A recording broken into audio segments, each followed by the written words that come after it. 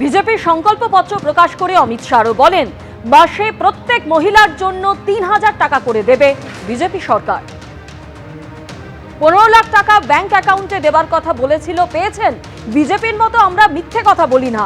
বসিরহাটের সভা থেকে পাল্টা আক্রমণ শানিয়েছেন তৃণমূল নেত্রী মমতা বন্দ্যোপাধ্যায়। मध्यम वर्ग और लोअर मिडिल क्लास और गरीब, वो सभी में महिलाओं की हालत बहुत दयनीय हुई है। जब तक ये गड्ढा नहीं भरता है तब तक भारतीय जनता पार्टी की सरकार हर महीने 1 से 5 तारीख के अंदर 3,000 रुपया हर माता के बैंक अकाउंट में ट्रांसफर करेंगे।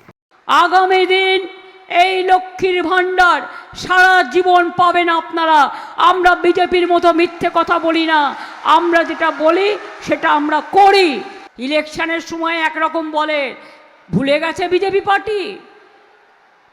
প্রমোদী বাবু বলেনি 14 লাখ 15 লাখ টাকা করে ব্যাংক অ্যাকাউন্টে দেবে? 1 পয়সাও কেউ পেয়েছেন? 2 কোটি বেকার ছেলে মেয়েদের চাকরি দেবে বছরে, কেউ পেয়েছেন?